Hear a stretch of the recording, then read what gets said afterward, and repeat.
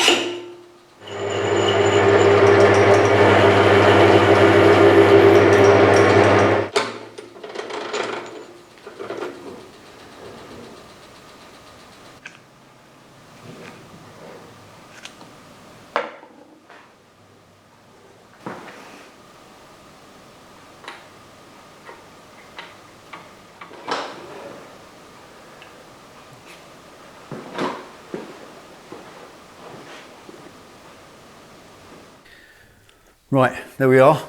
Perfect. 4 hours, mind you, but perfect. And made from 303 stainless steel, so it's going to last forever. And it is absolutely and exactly the correct size, the same as the stack of little washers and bits and pieces was. So when I bolt the plate on it, it will sit absolutely perfect on that. Look pretty good as well. Right, that's the spacer done. let's deal with the plate.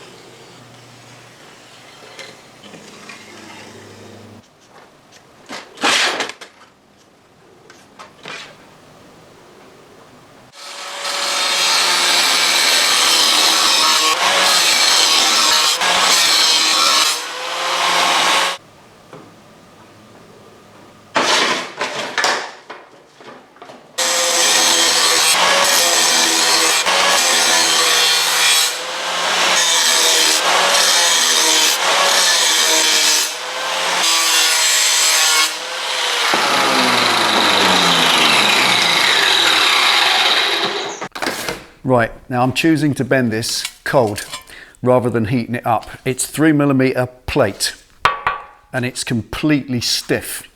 Now the 3 score lines hopefully should give it the right place to bend. That should persuade it to bend there. I'm going to use my big vise and a soft hammer and lots of hope and lots of persuasion and see if I can bend those 4 points nice and smoothly. I'm just worried that if I get the map gas on it, yeah, I can get it up to red heat, I can anneal it, but the whole thing will just buckle all out of shape. And if it's thin sheet metal, that's not so bad because you can straighten it back up. But this stuff, once it's buckled, it stays that way and it will look horrible, even worse than it does now. So I've got it marked, I've got it scored. Just going to slice the corners out so that it gives where it needs to and then put it in the vise and see what happens. Wish me luck.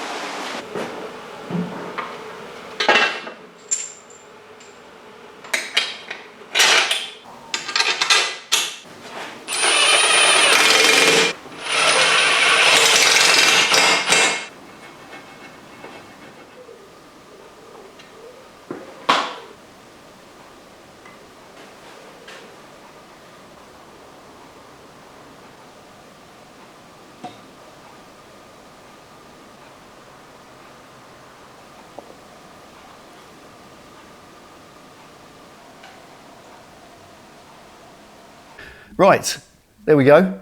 That's it for number 8, and 8 hours today. 4 hours to make the little spacer and 4 hours to curve the plate. I wanted to take my time to get quite a nice finish on that, get the corners looking nice. It's not polished for any reason either. I only did that to make it smooth. I will be putting some etch primer on that and some paint in the future when it's all finished with fabrication, and there's a fair way to go yet.